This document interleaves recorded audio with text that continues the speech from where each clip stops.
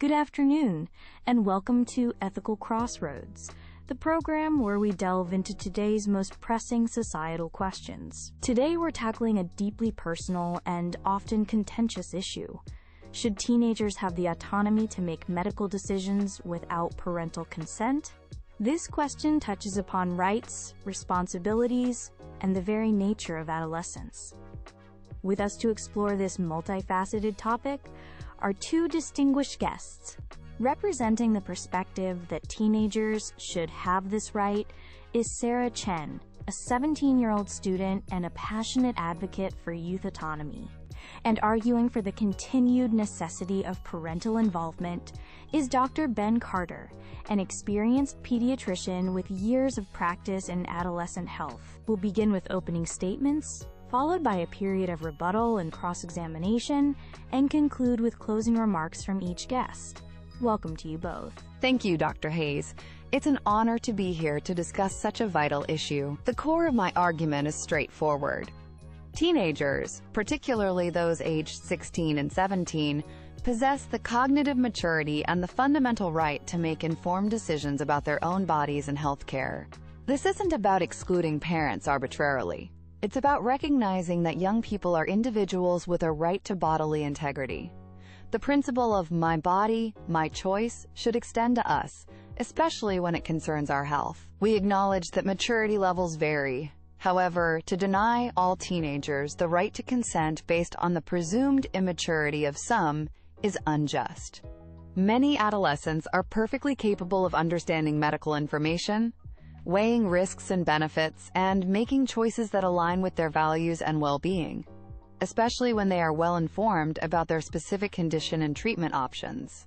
Consider situations where parental involvement, however well-intentioned, might be detrimental. Some teenagers face a genuine fear of judgment from their parents, particularly regarding sensitive issues like sexual health or mental health. Differing religious or moral beliefs between a teenager and their parents can also create significant barriers to accessing necessary care.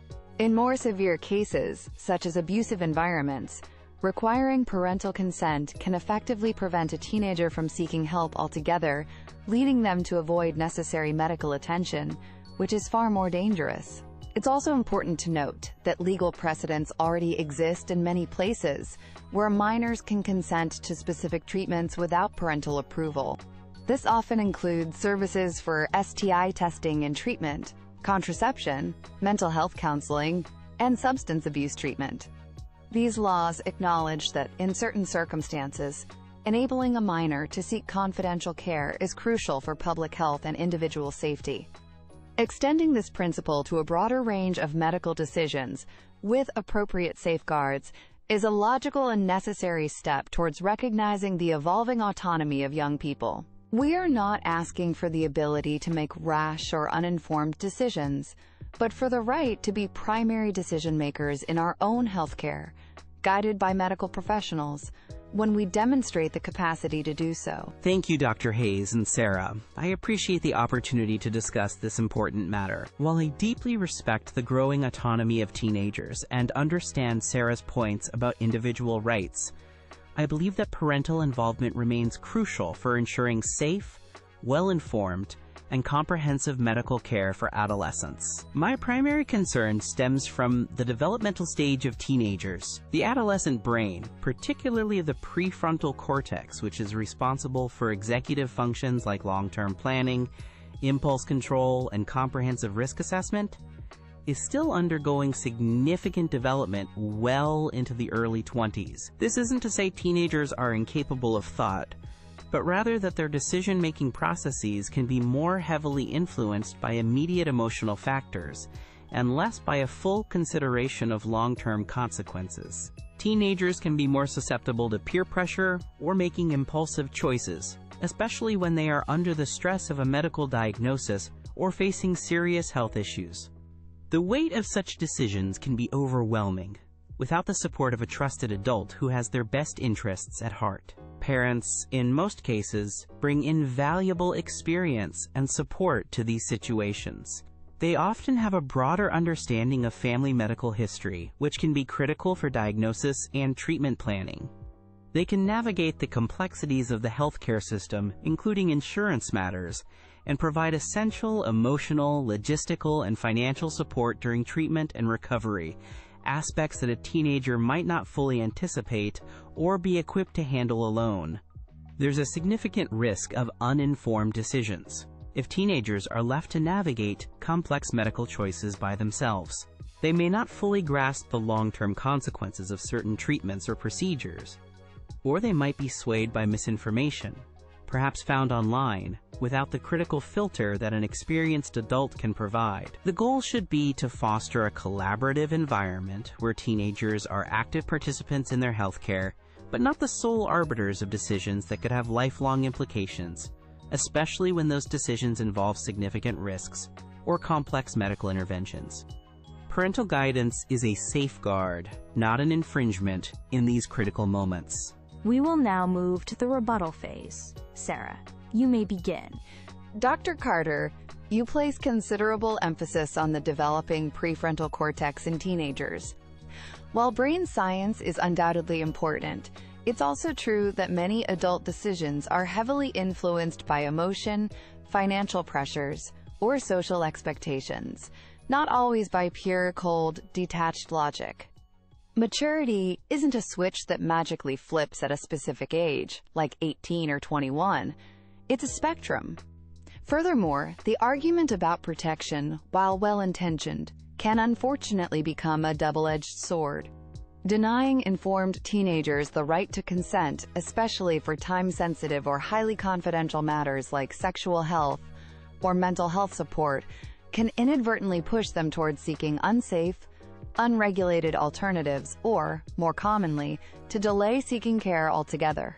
This delay can transform manageable conditions into serious, sometimes life-threatening health crises, which surely constitutes a greater harm than allowing a competent young person to access care. Instead of a blanket denial based purely on chronological age, wouldn't a more nuanced and individualized approach, such as rigorously applying the concept of Gillick competence, or the mature minor doctrine, be more appropriate and just? This would involve healthcare providers meticulously assessing an individual teen's capacity to understand the proposed treatment, its risks, benefits, and alternatives, rather than simply assuming incapacity due to their age. This approach respects individual differences in development and empowers those who are genuinely capable of making an informed choice, while still ensuring that parental involvement is sought when a teen is clearly not able to make such a decision. It's about achieving a balance that prioritizes the teen's well-being, not imposing an absolute restriction. Sarah, you may now pose your questions to Dr. Carter. Dr. Carter, you highlighted the developing brain. Given this, at what specific age, in your professional opinion, does a teenager suddenly become universally capable of making any medical decision? And how does a fixed age account for the evident and vast differences in maturity, understanding, and life experience among individuals of the same age? That's a fair question, Sarah. There isn't a magic age, and I wouldn't propose one. Development is a continuum. My concern is less about pinpointing an exact age for all decisions, and more about the general vulnerability during adolescence for complex, high-stakes medical choices. Simpler decisions might be appropriate for a mature 16-year-old, but for something like consenting to a major surgery with lifelong implications, the calculus changes. The variability you mention is precisely why a supportive parental framework is generally beneficial, as parents know their child's individual maturity best. Following up on that, Dr. Carter, are there not critical situations where forcing parental consent could directly and significantly harm a teenager? For instance, if they require confidential reproductive health services, mental health support, or even substance abuse treatment that their parents might vehemently oppose, misunderstand, or react to in a punitive way, thereby preventing the teen from accessing essential care? Indeed, Sarah, and our current legal system often recognizes these specific, sensitive situations. Many jurisdictions have provisions for minors to access confidential care for reproductive health, STIs, mental health, and substance abuse, and I support these. These are typically well-defined exceptions. My argument is against a broad, sweeping right for all medical decisions to be made without parental consent, particularly those involving invasive procedures, long-term treatments with serious side effects, or experimental therapies. There's a difference between specific statutory exceptions for public health imperatives and a general rule for all healthcare choices. Thank you. Dr. Carter, you may now offer your rebuttal and then question Sarah. Sarah, your arguments for autonomy are compelling, and I want to reiterate my acknowledgement of the validity and importance of ensuring access to confidential services in specific, legally defined circumstances, such as those we've discussed concerning reproductive or mental health. These exceptions are vital. However, to extrapolate from these specific, often crisis-driven situations to a universal right for teenagers to make all medical decisions independently, regardless of the complexity, irreversibility, or potential long-term impact, overlooks crucial protective factors inherent in the parent-child relationship and the developmental stage of adolescence. There is a profound and critical difference between a teenager, however intelligent, understanding the immediate factual details of a medical procedure, what will happen during the operation, for example, and truly grasping its full, lifelong implications. These can include subtle but significant long-term side effects, the impact on future life choices, fertility, or the psychological adjustment required for chronic conditions or permanent changes. Parents, with their accumulated life experience, a deeper understanding of the family's overall context, including genetic predispositions and financial capacities, and an unwavering commitment to their child's long-term welfare, are uniquely positioned to help navigate these far-reaching considerations. Their involvement is not about control, but about comprehensive care. Therefore, the protective role of parents becomes absolutely paramount when we are considering treatments that are complex, elective yet life-altering, or carry substantial risks. It's not about overriding a teen's wishes arbitrarily, but about ensuring the decision is made with the fullest possible understanding, a robust support structure, and a careful mitigation of risks that a young person, by virtue of their developmental stage, might not fully perceive or weigh appropriately on their own. Dr. Carter, you may now pose your questions to Sarah. Sarah, if a teenager, say a 16 or 17-year-old, is deemed capable of independently consenting to a complex medical procedure, such as elective cosmetic surgery or a significant organ transplant, should they also be considered legally responsible for any potential medical malpractice if the decision leads to an unforeseen negative outcome? Furthermore, should they bear the primary financial responsibility for that treatment, which can often be substantial? That's a complex question, Dr. Carter.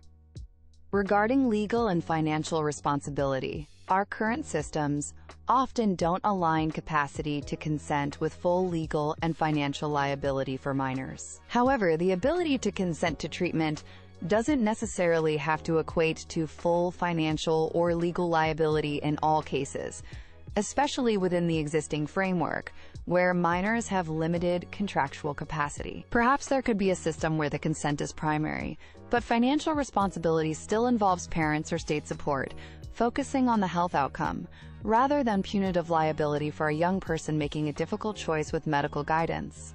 And a follow-up, Sarah, how would you propose a system that ensures a teenager is truly making an informed decision, genuinely free from undue peer influence, the pressures of social media trends, or incomplete, sometimes misleading information from online sources, without the consistent guidance and historical perspective of a trusted parent or guardian who knows them intimately, their vulnerabilities and their strengths? Ensuring truly informed consent is crucial for any patient, regardless of age. For teenagers, this could involve mandatory comprehensive counseling with healthcare providers, specifically trained in adolescent communication and ethics. These professionals could assess the teen's understanding, ensure they've considered all aspects, and identify any undue external pressures. Furthermore, providing access to youth-friendly, medically accurate information resources is key. While parents can be a great support, A neutral, trained medical professional can also fulfill that role of ensuring genuine, uncoerced, and informed consent, especially when parental guidance might be biased or unavailable. We now move to closing statements. Sarah, you have the floor. Thank you. In closing, I want to re-emphasize the fundamental right to bodily autonomy. This isn't merely an adult privilege.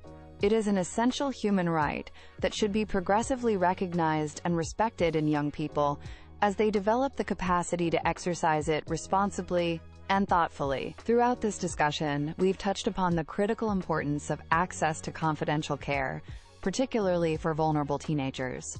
These are young individuals who, due to fear of judgment, parental disapproval of necessary treatments for conditions like STIs or mental health issues, or even unsafe home environments, might otherwise avoid seeking essential medical help altogether. Forcing parental consent in all situations can erect dangerous, sometimes insurmountable, barriers to their health and safety. I am not advocating for an absence of guidance or support, nor am I suggesting that teenagers should be left entirely alone to navigate complex medical landscapes. Rather, I am calling for a significant shift away from an absolute, age-based parental veto towards a more nuanced system that empowers teenagers to be the primary decision-makers regarding their own health when they demonstrate sufficient maturity, understanding, and the capacity for informed consent. This progressive model could, and should, involve robust safeguards.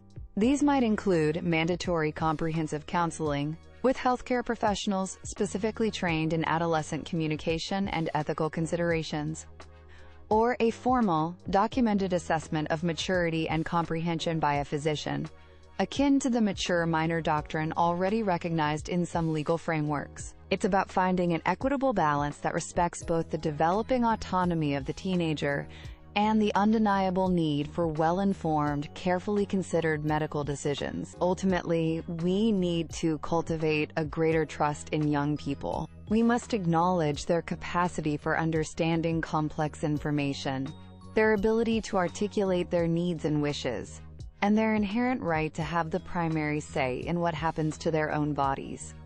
Empowering us in this way, with appropriate professional support and guidance, not only fosters responsibility and self-advocacy, but also leads to better, more engaged health outcomes. Thank you, Sarah. Dr. Carter, your closing statement, please. Thank you. My position throughout this important discussion has been consistently guided by a primary, unwavering concern: the holistic well-being and enduring safety of teenagers as they navigate the often daunting complexities of health, illness, and medical treatment. This principle is, and must remain, the cornerstone of ethical pediatric and adolescent medical care. In my remarks, I've endeavored to highlight the well-established scientific understanding of ongoing adolescent brain development, particularly those areas crucial for sophisticated long-term decision-making, comprehensive risk assessment, and impulse control. I've also underscored the emotional vulnerabilities that can naturally influence choices during these formative years, and the sheer, often underestimated, complexity of many medical decisions, which frequently require a breadth of life experience and specialized knowledge to fully comprehend their potential ramifications. Parental involvement, in the vast majority of circumstances, provides an absolutely essential layer of protection, accumulated wisdom, emotional ballast, and unwavering support that teenagers, despite their growing intelligence, burgeoning capabilities, and admirable desire for independence, may not yet fully possess or be able to deploy consistently on their own, especially under duress. This is not an argument for authoritarian parenting, but for shared decision-making, where the young person's voice is genuinely heard, their perspective is valued, and their assent is sought. However, this must occur within a framework that does not prematurely exclude those who hold both a legal and a profound moral responsibility for their overall care and long-term welfare. I strongly advocate for a collaborative, family-centered approach, fostering open, honest, and ongoing communication between teenagers, their parents, and their dedicated healthcare providers. The ultimate goal should not be to sideline or exclude parents from pivotal decisions concerning their child's health, but but rather to integrate their invaluable experience, unique understanding of their child, and steadfast support into the process. The protective and supportive role of parents, working in thoughtful concert with skilled and compassionate medical professionals, remains the most reliable and ethically sound pathway to safeguarding the immediate health and promoting the flourishing future of our young people during these critical and often challenging developmental years. Thank you both, Sarah Chen and Dr. Ben Carter, for your articulate and insightful contributions to this very important and nuanced discussion. You've clearly presented the core arguments, highlighting the tension between teenage autonomy and parental protection. We encourage our audience to reflect further on the complexities raised today. That concludes this edition of Ethical Crossroads.